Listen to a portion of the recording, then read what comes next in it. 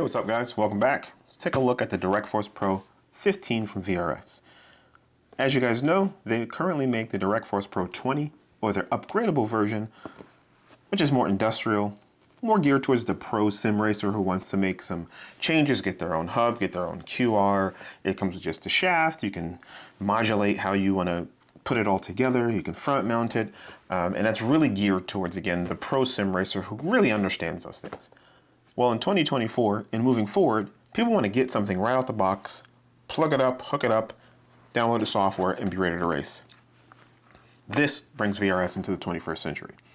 So let's take a look at it. So what they've done with this is they've gone ahead and they've taken the ability to review every motor on the market. What they do is they said, you know what, let's take a look at what exists currently out in the world. Let's see what we can find and let's review them all. So the research and development part. While they do that process, they test to see what's some of the best-in-class motors that you can find, what's going to give you a great cost to you, bring you that reliability, the force feedback, the fidelity, the ease of transition, easy to set up in software, all those things. They want to make sure they bring you the best wheelbase for the money. Everybody who knows the DirectForce Pro 20 for 20 newton meters is one of the best values you're going to find on the market. But again, it has a very raw approach. It has a control box, which is on the outside. It has two massive cables that come out from it. It just takes up a lot of space. It's a very big wheelbase. And for those of you who don't want that type of thing, this may be for you. So let's take a look at what comes in the box. But again, because of all of the research and development, they can bring this to you at scale at a price that I think is pretty sweet.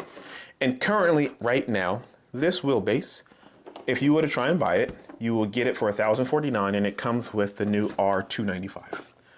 We looked at the R295, so you definitely can check that out.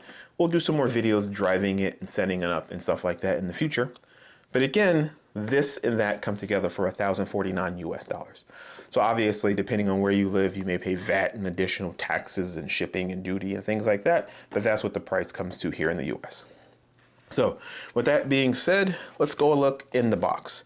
So first and foremost, you get, very simply, just a power brick. Thank the Lord for this. This makes your life 10 times easier. No more control box. The control box is built into the wheelbase, as we know.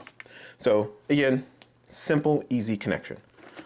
Bunch of screws and nuts and T-nuts and things like that. This makes it so that you can mount the wheelbase from the bottom. You can also mount it if you have a front mount, which again, I do have, and I do enjoy the front mounts, but it gives you more flexibility being able to mount it from the bottom or from the front. You don't need anything special to mount it. Again, just depends on the wheel deck that you have, to be honest, whether or not the holes line up properly. And again, there's so many out there, but they're pretty universal. But again, if you have a front mount, this will mount pretty easily. You get the PC to USB connection. You get the other half of the power brick that'll connect into the wall. Again, makes it easy. And then let's take a look at this 21-bit magnetic encoder DirectForce Pro 15. Now, it takes up a lot less space.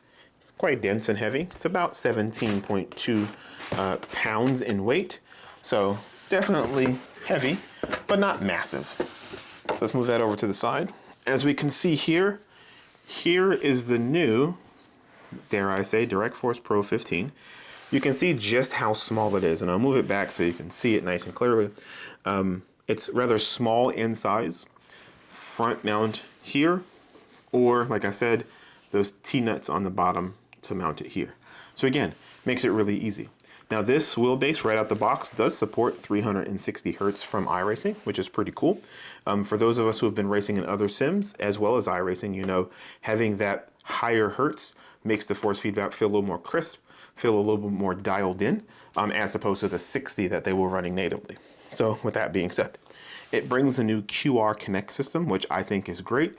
If you use or have used NRG QRs, you can use standard ones with it.